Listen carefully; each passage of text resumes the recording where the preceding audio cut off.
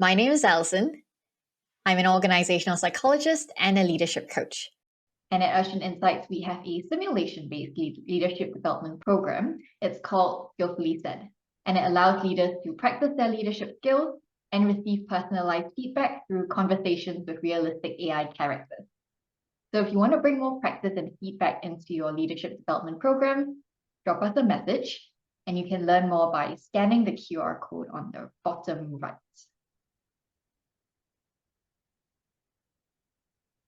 So we're here today because self-directed learning sounds so good, doesn't it? It sounds like we should be able to solve so many of our problems. In terms of the emojis that showed up, there was dancing, there was wizard hat. But in reality, self-directed learning is really tough to implement well. In fact, most of us can't even agree on what well looks like. So if you stay for the hour, you should walk away with some new insights and ideas into what's causing low learner engagement of SDL, what can you do about it, how can you measure the impact of it, and the very tricky one about how to leverage social learning, because everyone goes like, oh, you should do it. It's really difficult. And finally, of course, we'll learn more from the questions that you actually contribute in the Q&A at the end.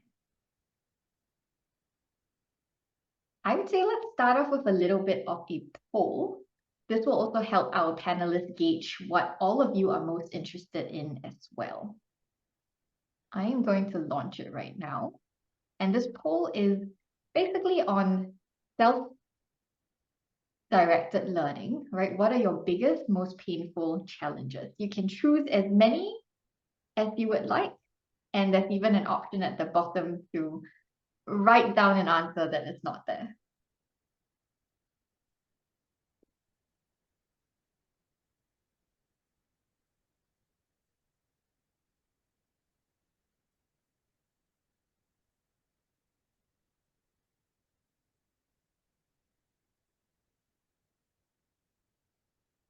Okay, we're starting to see some very clear patterns.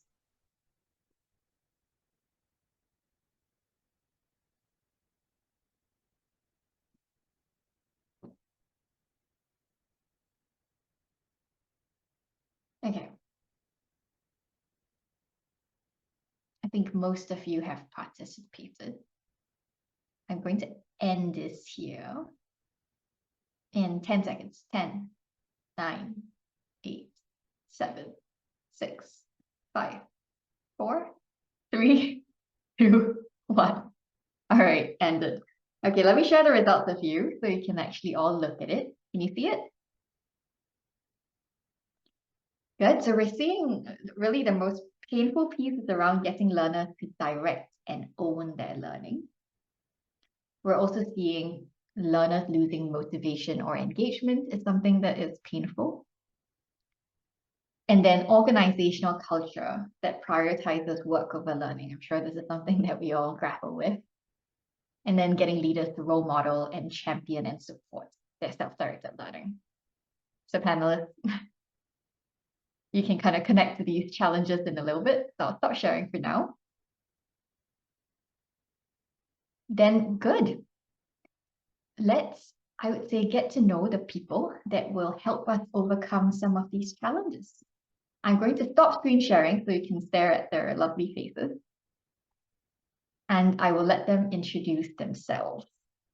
Vanessa, perhaps you'd like to kick us off? Sure. Hi, everyone. I am Vanessa. I'm based in Berlin, and I have a background in learning and development in organizations, as well as people experience. Yeah, I'm excited to be a part of this panel. I love the topic of SDL. I'm passionate about trying new things myself. So yeah, looking forward to your questions and the interaction.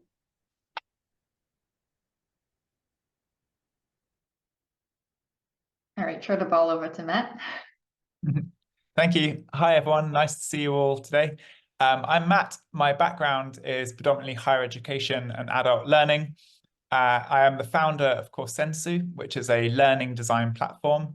But a big reason why I'm here is also because I was the director of learning for FutureLearn, which is the sort of UK MOOC platform.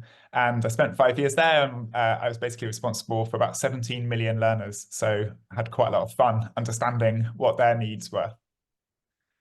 I'll hand over to Denise. Yes, thank you, Matt. Hi, everyone. My name is Denise, also based in Berlin. I have, well, I started in the early 2000s as a technical writer, focusing on user help, documentation, and things like that. And then over the last 20 years, I covered a lot of different formats and products and contexts where learning has always been a primary subject for me. And now I mainly research and write and work with people who want to teach themselves. So I'm here because I see myself as both a self-directed learner and someone who would like to see more self-directed learning supported. Michael? Thank you. So as you see, my name is Michael. I'm an organizational psychologist by background, and I've been working in leadership development in particular as a consultant over the past 15 years. So I primarily worked with mid to senior level leaders and really focused within the healthcare industry, kind of by chance. Working with that type of group in this very kind of scientific area, I've seen leaders that really struggle to take even 4 hours out of their time to do trainings. So self-directed learning really became the core of the approach that I had to learn to take with them, but also a group that's extremely busy. And I very much relate to the comment around having no time for learning. So this was the biggest challenge the learners I tended to work with faced, and very happy to share my experiences around how we make that work. Good. Then thank you for joining us. As you can see, we've really put together quite a diverse panel, hoping that the different perspectives will bring us something interesting and unique. Then self-directed learning is a very big term, right? It can be quite ambiguous. So let's define it a little together. I'll throw the question to Denise. How would you define self-directed learning? Yeah, it is a big term, and I know our industry loves to define terms. We're very good with the intricacies of language, but chatter around town is that self-directed learning is when a person identifies their own learning need, formulates goals, makes a plan, figures out what resources are good or harmful or not good, and evaluates. So I think early 70s or so, Malcolm Knowles, most of us know him, came up with that definition. And that's pretty much more or less what we've agreed upon, I think, when looking through the wild worlds of the internet. That seems to be the basis of the definition. Some people think of self-directed learning as a natural progression from andragogy and a precursor to hudagogy. So, you know, depending on context, what context we're working in. But I found that self-directed learning as a term, no matter how you want to define it, is mostly used in academic contexts. So we're talking literally about school kids and directing your own learning, and then more recently, workplace learning. Now, I'll add a little something to that since we're on the definition point, which is my understanding, and that might be a little bit stricter. And that is when I first started digging into self-directed learning as a term, I realized that there is a lot of overlap and a lot of things that are true for learning in general. It's hard to decipher what makes self-directed learning really truly unique. And coming from a background in learning, I thought, well, I'll just do what all the good, great learning experience designers, trainers, coaches, and the likes do, and I flip it, and I just do that to myself, and then that should be good enough. And then it's through that, it's not, it's through that practice that I realized the thing that makes self-directed learning really unique is the level of autonomy that we protect the learner, that we give to the learner, but protect him also from keeping, and that the learner also takes for himself. So it's the idea who makes the decisions at the end of what is being learned, how it's being learned. And in private life, that's easy to understand, but in the context of work, where hardly anyone makes a decision alone, yet alone autonomous, without the pressure of something else or the consideration to something else, becomes wishy-washy, right? It becomes hard to understand what it actually means to decide for yourself what you're learning on. So I'll stop here and see what my other panelists say. who makes the decisions is a very, I think, powerful way to encapsulate it. Anything else the other panelists want to add or refine to this definition? Sure. Oh, go on, Vanessa. You. Ooh, we both unmuted Yeah, you at the go same for it. time. To add to what Denise said, when I think of SDL, I think of moments of reflection as well. I think that people are always going for onboarding new content or just learning, but they don't take moments to pause and say, okay, what have we done? How can we apply this? Just from personal experience, as well as working with a lot of different teams, I think this is something that could be a good addition to the whole equation of SDL. Matt, over to you. Yeah, thanks. I just want to, obviously going sort of near the end is easier, but to build on the previous points, I suppose there's a risk of sort of pigeon, or what I'm trying to say, penning it into a box where we define it so tightly that actually we sort of lose the freedom of learning, which is I'm probably learning right now, right? I am learning from other panelists and the interactions with my fellow attendees for the purpose of always wanting to be learning, because that is truly a sort of quality of this world that we're lucky to have that sort of extra additional part of our life. And I mean to make it a big thing, because I think learning truly is this exceptional part of being a human.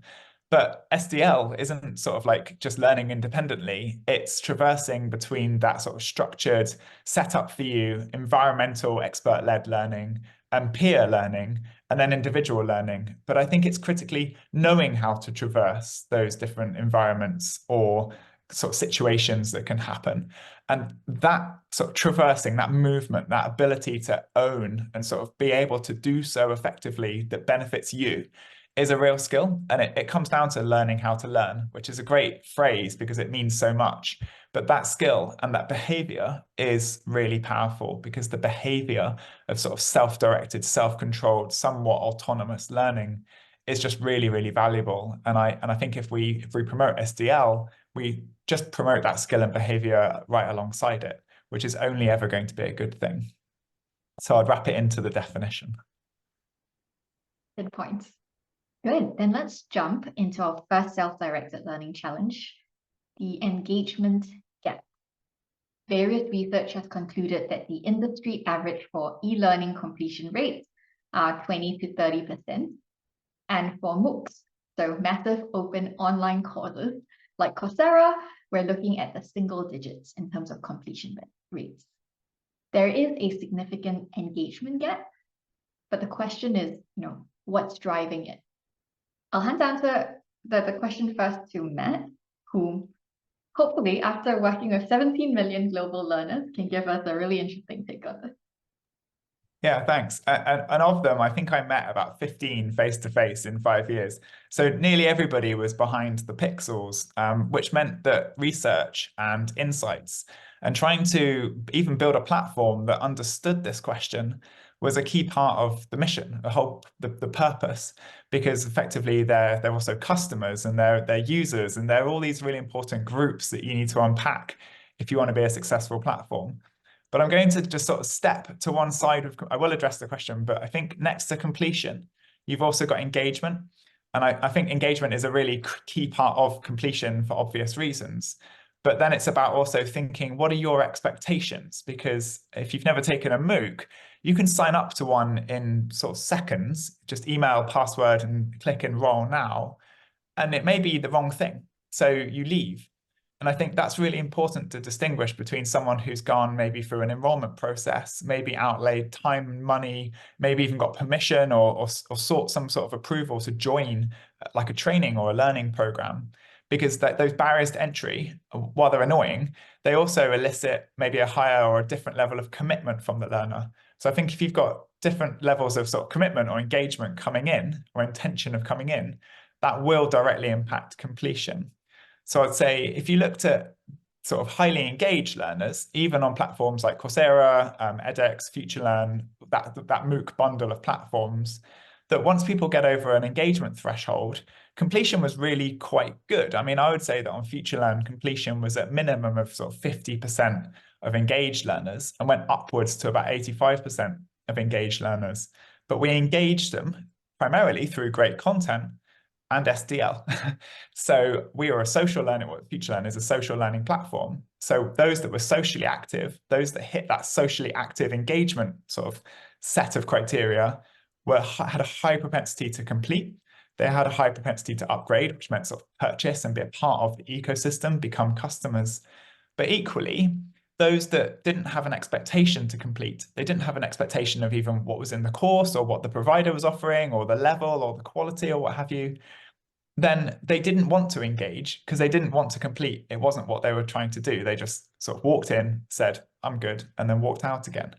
And so I always sort of saw this as not a problem. It was just a different form of engagement. So you've got completion as a master goal, and then you've got sort of like, we want people that are engaged to complete. That would be a good outcome. But for those that aren't engaged, we also want them to make another decision that suits their goal or suits their needs. And while they might be deemed as a non-completer, they might have met every need that they came in with and they were perfectly satisfied. So I think that's where the ambiguity can be broken down slightly. So the discussion we'll have later on how we measure engagement is going to be an interesting one. Then Vanessa, I mean, you've been inside an organization, right? So from an organizational perspective, what are the factors that you think really contribute to this engagement gap that we see as well?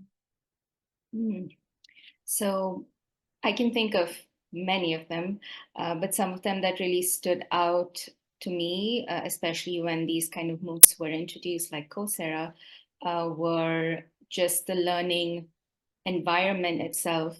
So things like workload, manager effectiveness, autonomy, all these topics would come up in the employee experience platform that I used to manage.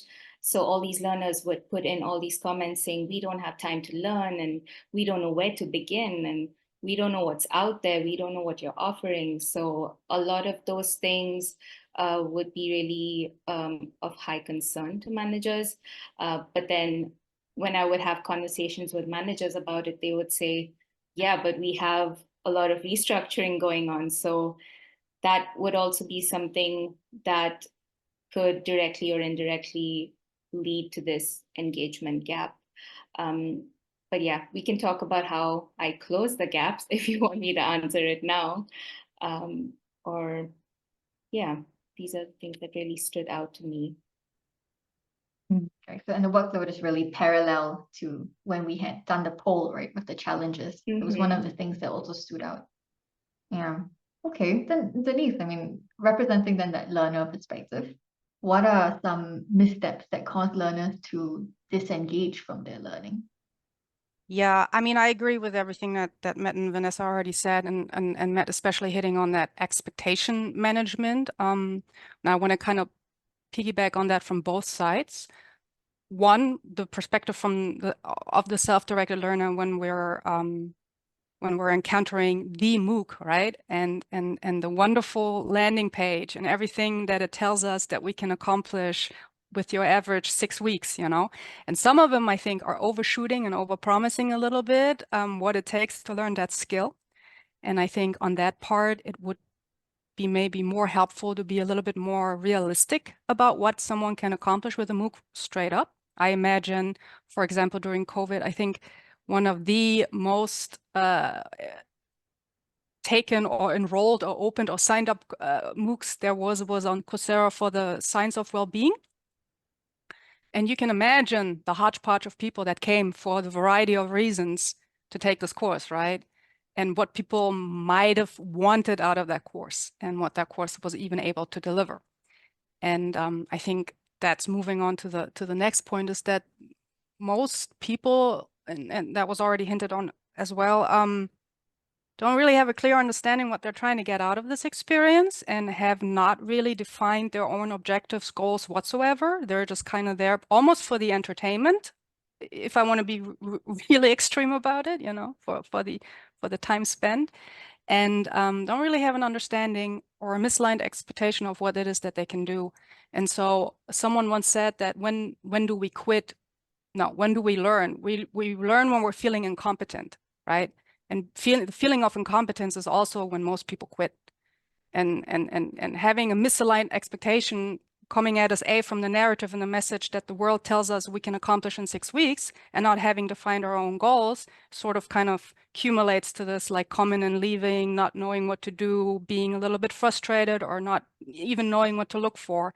And I think we've done a really good job, being sarcastic, we've done a really good job sort of training people to adopt this learned helplessness, where we tell them exactly here, we tell you everything you need, full comprehensive guide. You don't need to look anywhere else. You don't need to try anything else. Come, one-stop shop, sign up here, we got you covered. And I think people don't know what to do with that when they're in an environment where it's like up to them to make the most out of it. MOOCs are great for a lot of reasons, and I think people don't use them to the full advantage in that sense. Yeah. It's actually really interesting. I wonder what in L&D we can do to be able to identify these moments of feeling incompetent and then actually leveraging it, right? But I mean, we can see that the drivers of the engagement gap come in many directions, right? One, even like, what do we mean by engagement? And then all the organizational challenges and even the learner feeling kind of overwhelmed. As we're speaking, I'm just seeing this like bubble and mess of lack of clarity. So let's talk a little bit then about how to maybe pierce a path through this fog. And Michael, I mean, as someone working to leverage technology to engage learners, you know, what have you seen, for example, in self-directed learning platforms? Because we're talking about MOOCs, but there are also tons of others, right? There's your LMSs, there's actually even your day-to-day job and your team retrospectives. Those are also self-directed learning opportunities. But what elements are best and most effective for driving learner engagement? It's a great question, and coming from my own experience, there's been a lot of trial and error working with learners to figure this out. So happy to share 3 things I've really seen work, and it connects really well to what the others just talked about as well. So Denise mentioned that adults are problem-based learners, right? And Vanessa before was also saying that when we have these different platforms, there can be tons of topics out there and people struggle to navigate it. So what we found is something I think we already know. Adults like to learn things that matter to them that are based on the challenges that they're facing. So self-directed learning should enable that. Sometimes we just throw LinkedIn learning licenses at people. Are we first really getting an understanding of what are the common needs in the organization and curating some potential courses or some potential resources that are going to allow people to solve problems that are important to them? So not that they have to navigate this huge library on their own, but they can say, if I'm struggling with presenting to senior audiences, what are the topics that are going to help me learn that skill? On the tech side, tech is actually making this much easier as well now. There's some really great chatbot tech that's out there and some even more advanced search functionality that's allowing learners to go in and actually say, I'm struggling with X. What resources are available to me, whether it's on the internet or within the organization, and it'll point them to it directly, which I think is great new stuff that we can leverage. We are also social learners. So there's a reason if you send people to just do a video online, why sometimes the dropout is there. Research actually shows that when people are stuck, they often first turn to that trusted person that they will ask a question to before they'll turn to these other resources. But the truth is, in our day-to-day work nowadays, we don't always have that person we're comfortable asking questions to, or they're really busy. So increasingly, I actually think that generative AI is playing a role here in terms of functionality that's going to allow us to make self-directed learning more engaging. You've all seen those great coaches in some of these other platforms that are out there now, where people can ask AI about the challenges they're facing, even practice and get feedback from them. So these are ways that I think we're able to bring more of the social element back into self-directed learning that's missing when you do things on your own. And lastly, Denise also mentioned this point about feeling incompetent. Learning can be really stressful. And when you're watching a new concept, it can lead to people just dropping out if they get frustrated. So a big functionality or a big feature that self-directed learning needs to give people is really those moments of success. So I think it's a question of how do we use self-directed learning to break things down into something smaller and easier to work with so that people can really see how they are growing. And really small example here, but all of you who've used Duolingo in the past, you can feel like you're not doing great. You can feel like you're not getting better at the grammar, all these things. But around once a week, you're going to get a pop-up that says, you've learned 500 words. You're now up to 700 words. Think of the conversations you can now have. These are little ways that these self-directed tools are actually giving you a sense of that progress and that motivation to keep going. So I think self-directed learning needs these three components. Yeah, actually, now that you've mentioned all of these different components and features, I mean, Denise, you've tried and tested a huge variety of self-directed learning methods. What is your take on some strategies then that L&D professionals who are designing, right, and supporting their learners to do self-directed learning? What are some strategies that they can use? Yeah, I've tried a huge variety on myself, sometimes successfully, and then sometimes also at the cost of tears, blood, and sweat. No, but I watch people out in the wild trying to better themselves and learn new things and change old patterns, and it's been very interesting. And what kind of goes back to, yeah, I mean, depending on how you're looking at it, but I see self-directed learning really as something that doesn't start or end with an initiative or a program or an intervention, right? I mean, all of those things are one of many puzzles. And so when you zoom out and you look at the person's experience and what they're putting together for themselves to learn something new, some of it is interchangeable, sometimes not. I mean, we've already talked about it, but I think we tend to want to deliver a lot of things and create a lot of stuff, well-intended, because we want to help and we feel like if we're producing a solution, then there it is, and then people can use it. And so I think of all the things we can maybe in an environment and at work and with the L&D head on, we can just simply stop doing that. No, people usually don't favor subtractive changes. They usually want to add things, but just stop, I think, over preemptively trying to create something that's not necessary. And one way of doing it is by just straight up co-designing. A lot of people who are pioneering SDL into the workplace have mentioned and explained and like gave use cases and how co-design works. And I think there's a lot of research out there. So if you just Google co-design programs, and then I think that's really helpful, because you get an opportunity to start from scratch. You're not in a driver's seat, you're in an anticipation mode. You're not explaining, you're foregoing didactic teaching completely. You're not telling what to do, what the right way, best way, fastest way is. You're literally there to catch what the person is telling you. And then you get to use your entire expertise, everything you know from everywhere, to help this person or help this group figure out what might work for them. And in that very slight but very powerful dynamic change, I think, can go a long way in self-directed learning. It helps people with this learned helplessness that I mentioned earlier, to practice, to build habits, to figure out their own route, their own resources, their own ways of practicing things, and it gives you, puts you in a position of guidance. And so yeah, let's Google co-design and figure out how to make that work. Cool. Matt has something to add. I know, it's bonkers putting your hand up.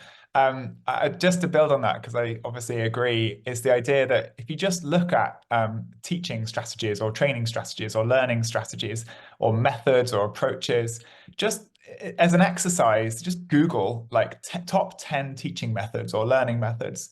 You're probably not going to see just reading, watching, listening. You're going to start to see reflect, like active verbs like do, prepare, practice, produce, compare, contrast, whatever. Like you look at Bloom's taxonomy, they're nearly always vastly outweighted in sort of like active doing verbs.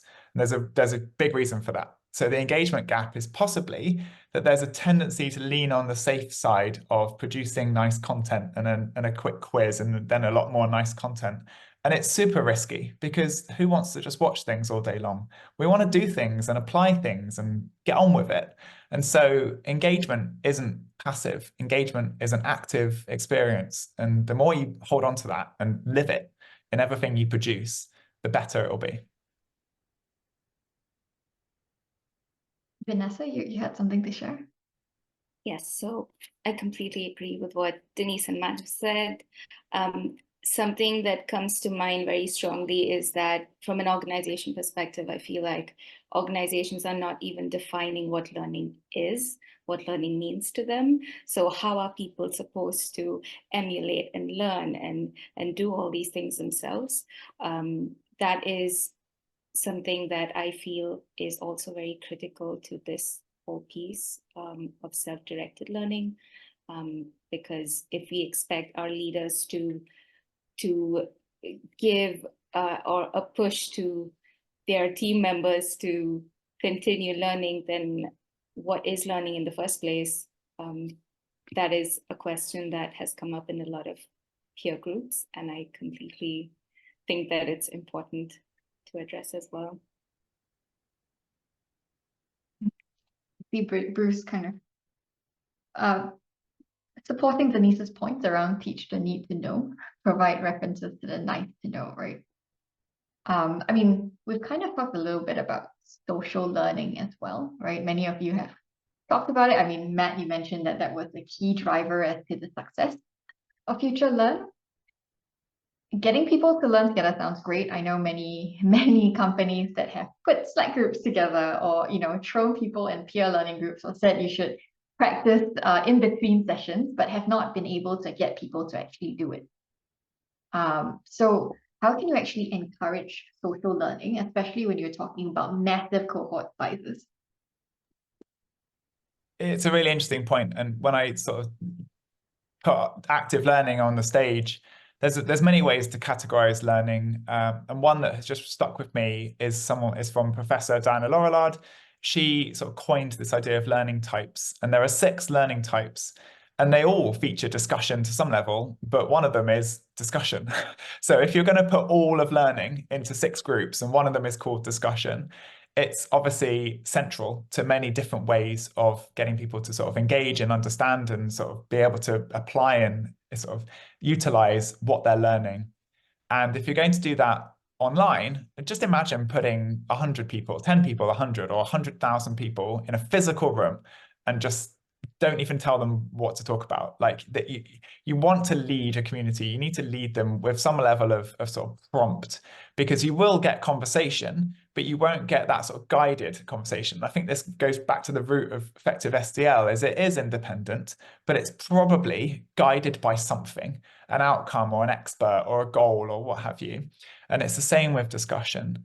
So a really solid discussion prompt, or even better, moments for conversation with an open but very sort of a discussion prompt that resonates with every individual. And what I mean by that is you don't have a discussion prompt that just says share your thoughts. That is too open, too vague, and not constructive for peers to follow up with each other. Because peers discussing something quite complicated, say neuroscience or something like that, if you take a thread of the topic of the course and you say, from your experience or in your culture or from your background, what does this mean to you? Like reflect on what you've learned and sort of change it into your own words. It resonates immediately with other people that are looking at this new topic, this new sort of, wow, I wish I understood it as well as this expert who's giving me this sort of structured learning.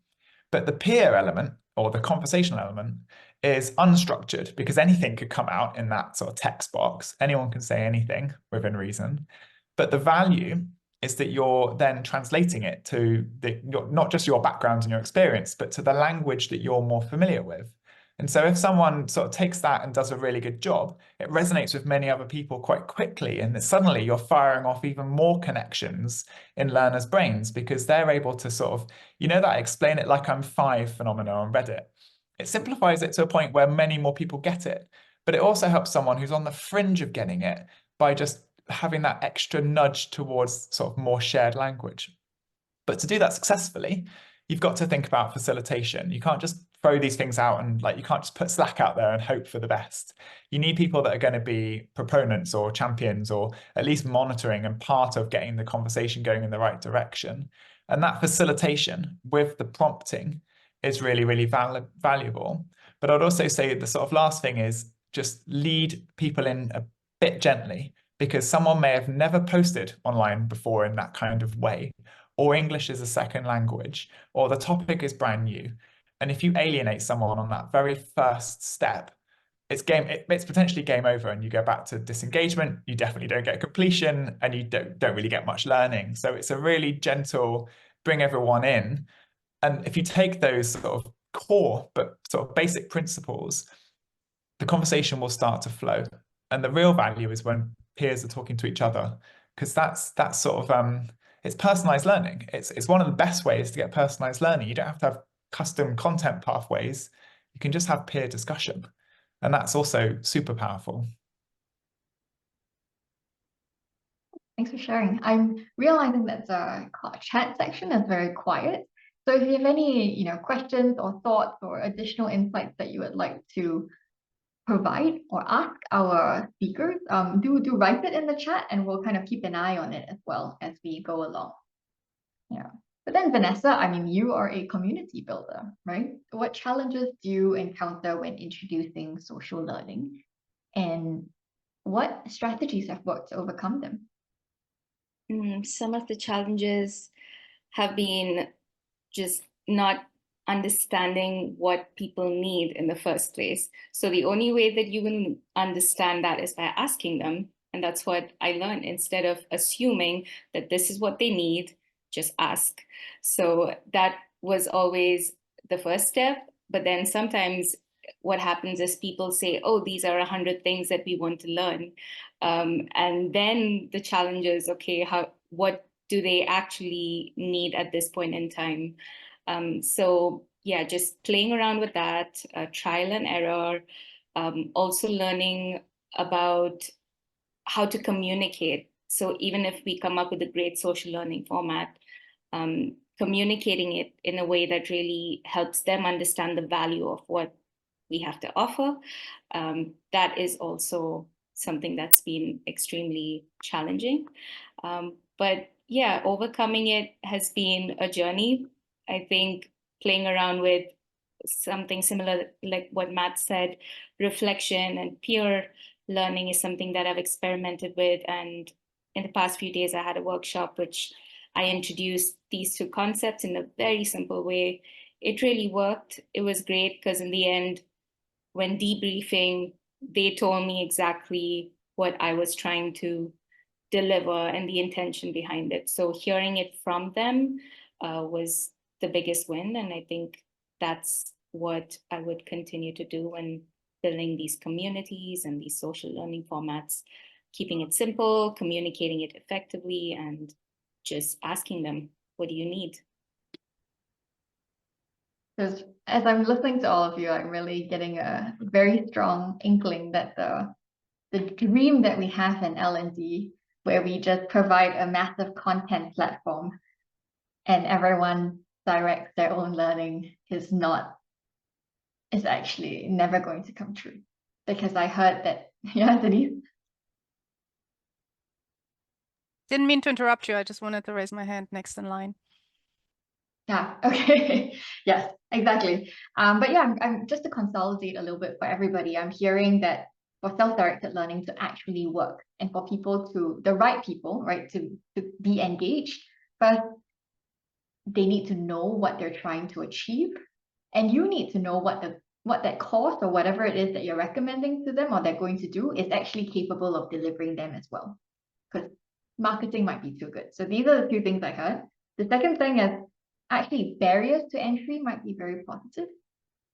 We should actually raise the barriers of entry instead of making things too easy. That gets you actually the best learner. And then there needs to be discussion, there needs to be reflection. It can be in your organization, it can be with other people in the learning community, but if those elements are not present, then most likely you're not going to have a very strong result. Yeah, but Bruce actually has a question. Then Denise, I'll hand it over to you, but maybe you actually like to talk to him.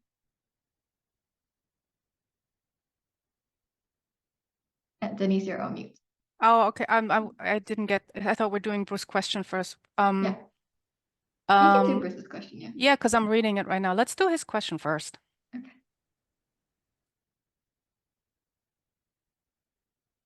Anyone has a thought?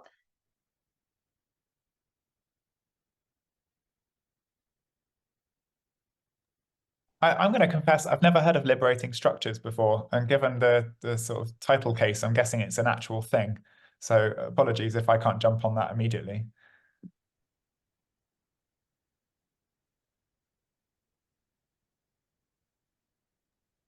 So I'll jump in too. I have used and heard of liberating structures, and I agree, they're great. There's actually a liberating structure community here in Berlin. If you haven't heard about it yet,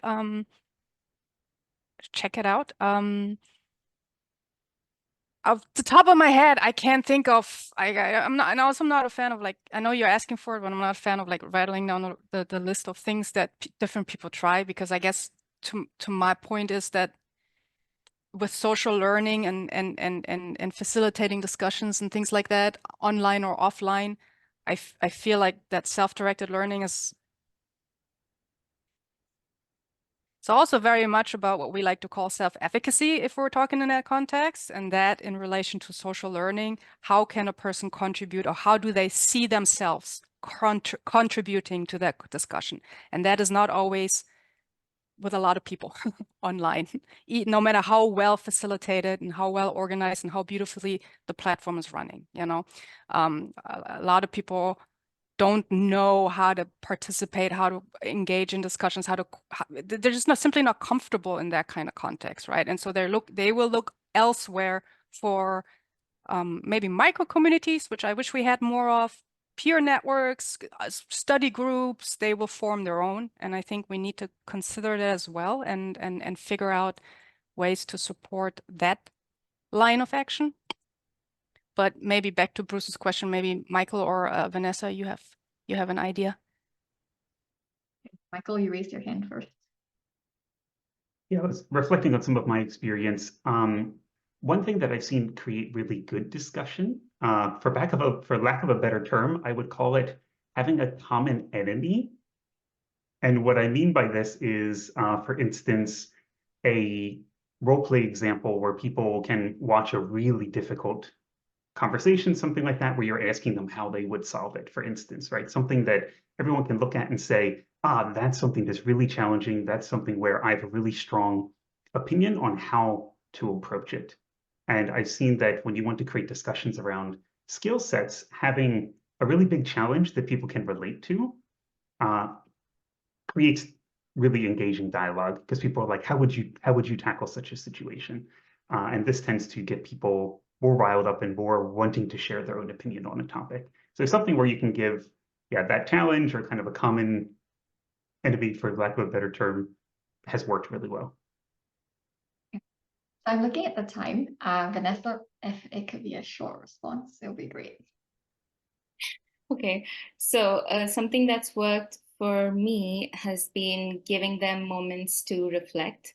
So even if I introduce an activity and say, okay, reflect on a moment that was extremely successful for you in the past week, giving them time to reflect and then discuss.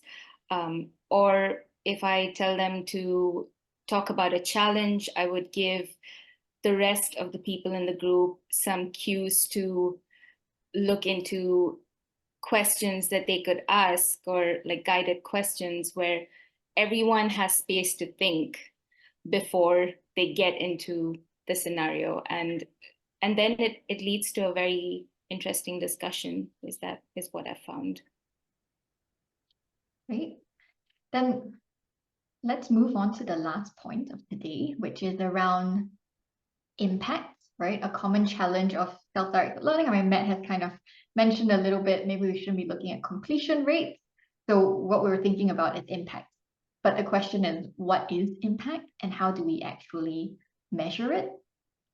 if there's any of you in the audience very interested in this and have a question, I encourage you to share it. Then Denise, I mean, I know you have some interesting ideas about how impact should be evaluated, not from an organizational perspective, but actually the learner perspective. Yes, so many ideas, so many rants, so many thoughts, because this is such a big topic, right? And we love us some metrics and some measurements. I mean, I think almost any time we have a learning and development sort of panel on anything, that topic comes up. And I gotta tell you that people who learn don't care as much about it as we do. No one gets as excited about metrics as we do. In this context of learning, of course. And I was thinking about this question, and I was trying to figure, okay, so we said that SDL also has to do with autonomy. So a person who's making their own decisions and who can choose their own path, but also has the task of self-motivating themselves, right? I mean, that's really what we're all here for. We don't want to hound people anymore. We want them to motivate themselves. So now they're dealing with the fact that they will be losing motivation at some point. And then also they have to believe in themselves, self-efficacy. They have to believe in the fact that they can do this and they can do it well, while maintaining an overall grasp on their learning progress as it probably relates to other aspects of their life, the system as a whole, the person, the individual. And forming habits, tracking, assessing, evaluating, and also making some kind of insight out of that data and turning that into something useful, ideally practice. So you're practicing the right thing and not the wrong thing. This is a very busy person. That's a very easily overwhelmed and very busy individual that we're dealing with. And the fact that we're placing in the industry and the chatter and the narrative that we're sending, we're placing such a high priority on it. The fact that we're also producing more content and more help and more guidance that you can then use to evaluate against, through. And by the way, we don't do things personal or individualized because it doesn't scale, right? For us, most things need to scale to make sense. And for economic reasons and for logistical reasons, that makes sense. But we got to reach as many people as possible. And then we treat kind of people the same. So people who are doing brand new things and people who are technically experts, but doing things in a new context, both are new, so it's the same, right? We look at people who want to do things differently, they're looking for change, and then we are looking at people who are facing change, but might be resistant to it. So change and change, the same. But measuring yourself and figuring out if you're on the right track, completely different scenarios, completely different approaches for them. So my moral of the story and my rant is that we really have to support people, help people in coming up with their own measuring techniques, with their own evaluation, whether that is through self-reflection, formative assessments, so not at the end after the fact, but during, so it can be used during practice again, and figure out a way for them to understand where they're at. So the self-reflection process, that is often also just the chatter in the back of your head. Am I doing this right? Am I learning? Should I be doing something else? Why is this guy doing it better than I am? All of that is good and is what people do naturally. But what I find they're not necessarily great at is understanding where they're starting off, what their starting point is and how they're progressing from there.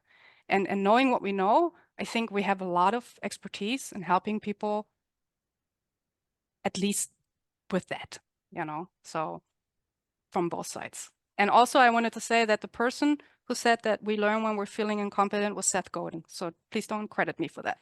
Got it. Okay, so we also need to consider then the evaluation in terms of then yourself, right? In terms of the learner impact, as opposed to just thinking on a corporate level. Then, I mean, we have maybe time for a quick response. Anyone wants to weigh in on then what success metrics you would recommend, or like measuring from the organizational perspective?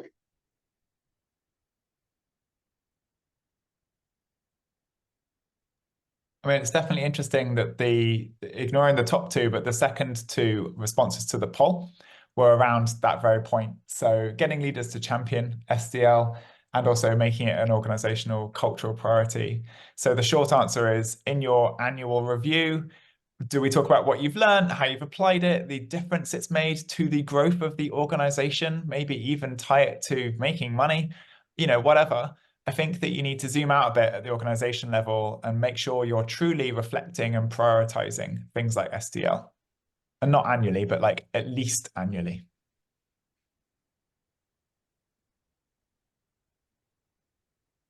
Michael, you came off mute. Were you going to share something?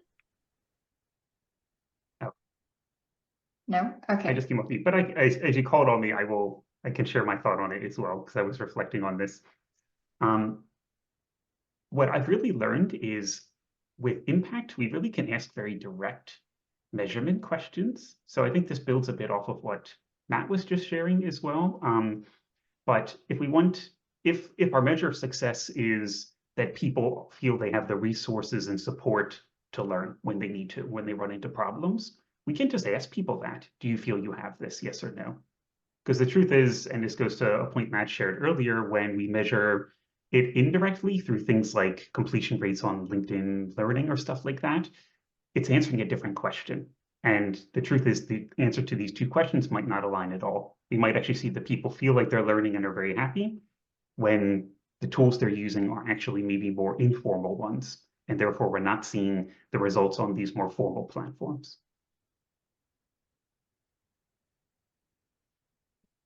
Yep, so I think we're seeing some unique points to add, right? So asking them if they feel like, asking the learners to evaluate themselves.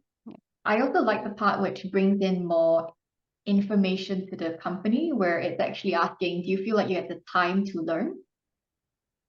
Do you feel like your manager supports your learning, right? These are all perhaps more useful metrics to bring to the organization's attention with regards to learning as well, on top of, the classic evaluations and stuff that we have. That's a very interesting thought. Then any last kind of questions or thoughts from the audience, please feel free to write it in. But I will actually throw it to Vanessa, since you haven't kind of caught in the last question. If you could wave a magic wand, what would self-directed learning look like to you in the future, and why? If I could wave a magic wand, it would be ingrained in every employee, every organization from the time they step into that organization.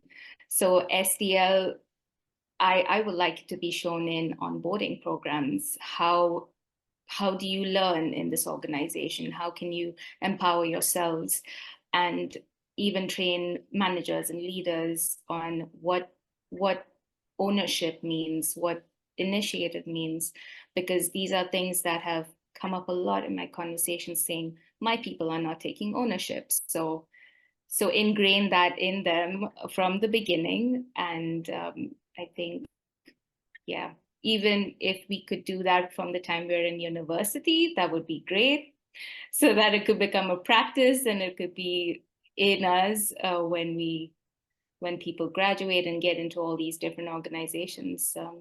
Yeah, this is something I could think of if I had a magic wand.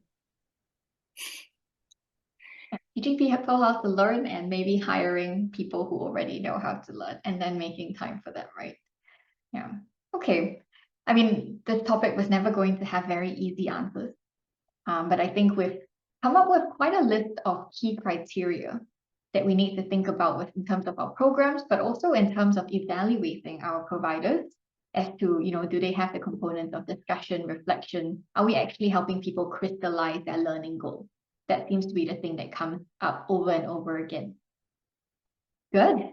Then thank you so much for everyone's attention and our panelists' support as well. I'm going to share my screen real quick so that you can once again see them if you did not manage to get their a picture of them to connect. Now is the chance to take a photograph. Yeah, we're gonna skip the question piece. And then for those of you who are potentially interested in Urchin Insights and have made it to the end, a little reward if you're interested in exploring how we're making SDL more impactful with AI.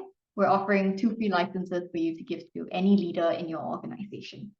So if you can think of leaders that would love to learn how to give better feedback or coach their teams, do drop us an email at info@urchininsights.com. Good, and at that, I am going to give a huge round of applause to our panelists. Thank you for dealing with such a complex and difficult topic and sharing your insights. Thank you for having us. Yeah, thank you. Thanks, everyone. Thanks for listening. Thanks. Thanks for joining.